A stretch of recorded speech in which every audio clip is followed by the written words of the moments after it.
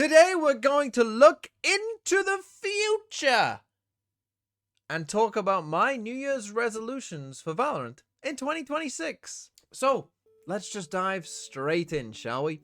And the first thing and main thing I would say that I want Riot to be, just as a whole, as a theme throughout for Valorant in 2026, is I want them to be more bold.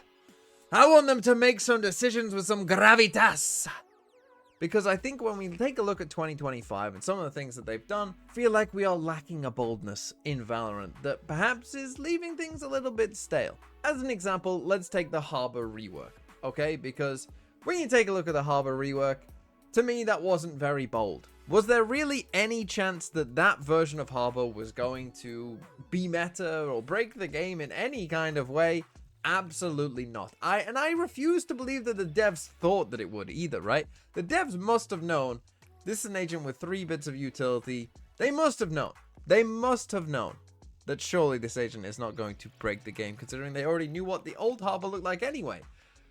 And so with that in mind, I do think that that's an example of Riot weren't very bold. They were the opposite of bold. They were quite conservative in general, I think, with that move. Those are the kind of things that I would like to see in 2026. Like, be a bit more bold. Take a bit more risk, right? Like, if Harbor is too good when you rework him by accident, well, then just fix it a bit later, you know? Like, having a Harbor meta for, 3 to 6 months isn't going to be the end of the world.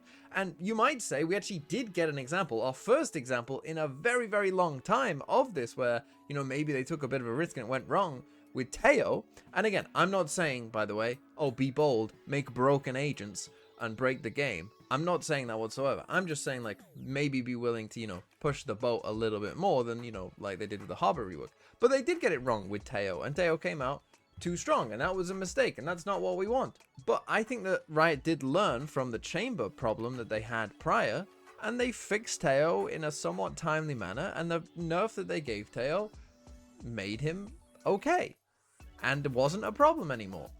And so that to me shows, like, you guys now, you know how to fix these problems. You have learned from previous mistakes, and you are now in a spot where you can identify and fix these problems quick enough to where it doesn't become a massive issue, which then in turn means that you can be willing to take more risks because you have the ability and capability now to fix them. But it's not just with agents or, balancing of the game in general. I'm talking about other things that are in the game as well that I don't think were bold enough, right? The replay system is one that I've talked about, again, like technically very, very good. But in terms of its scope and importance in the game, they, I think, limited it in terms of how important it was going to be to the game, because they only allowed you to view your own VODs that you played in certain matches, which obviously is going to then limit the scope of how important the replay system is going to be, considering that, they made a pretty big deal of it, the community made a pretty big deal about it, and then it came out, and then it's just kind of like, oh, okay. And maybe you can blame that somewhat on community expectations for the replay system, but I do think, again, they weren't very bold in terms of like their scope of how they wanted it to work. And there's another example as well with the skirmish mode, which again is something that people have asked for, but they weren't very bold with it, right? I don't know if there's something stopping you from being able to jump into something whilst you're in the queue. I don't know if it's something to do with the code of Valorant or whatever, or if they're worried that it'll break the whole game. I don't know. The skirmish mode, something that, again, people have asked for quite a long time, they bring out, and then they just kind of hide it in a custom mode. It's like, oh, it's there if you really want it, but how often are you actually going to do that? Whereas if you could do it to warm up as you are queuing for the game, it would be insanely popular and be seen probably as one of the best changes that they have made in a very long time. And that, again, to me is like, you just aren't being bold enough, right? You're doing the right things, but you're not pushing them as far as they possibly could be to make the game as good as it potentially could be.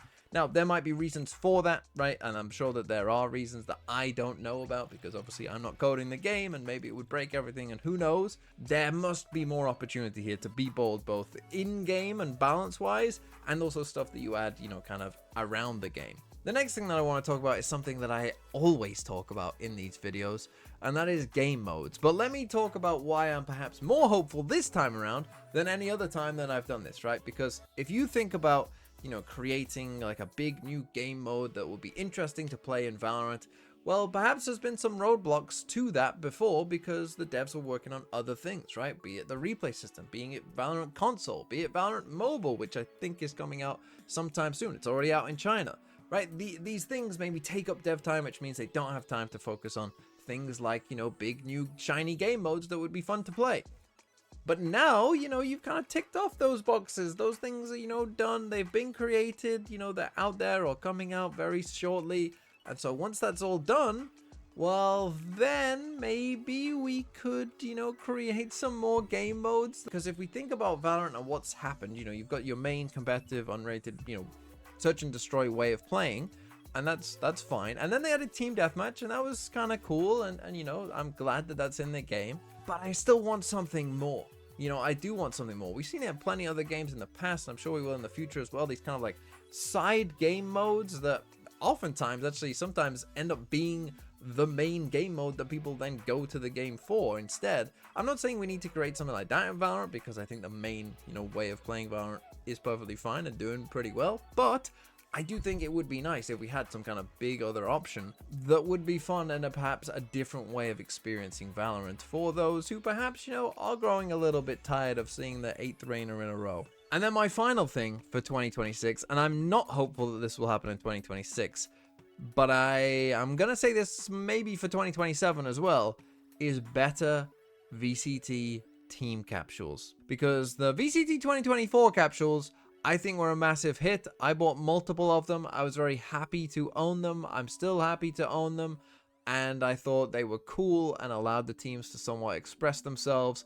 And it was the first year, so some teams got it very wrong. And I'm sure if they were given a second chance to do it again, you know, they would learn from perhaps some of the other teams, you know, and what they did and create something cool, right, for their fans. But the 2025 one, I just wasn't that interested in whatsoever. I bought the Wolves one because that was the first Wolves bundle, you know, that had a full bundle. So I bought the Wolves one, but I didn't buy any others. And this year, if it's much the same, I'm probably not gonna buy that many, right? If any.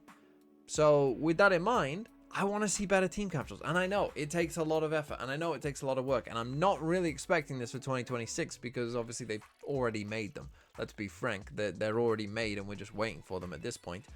But what I am hopeful for is that next year they may be reducing the amount of teams that are going to be in partnership, which maybe will give them the scope to then go and actually give those partner teams that do stay the chance to make again their own bundle, because that is what I think would be the most interesting thing to do, because the bundles in 2025 sucked, and I'm hoping that they don't for 2026 and or 2027. So those were just some suggestions from me, but let me know what you think in the comments down below. What would you like to see Valorant add in 2026?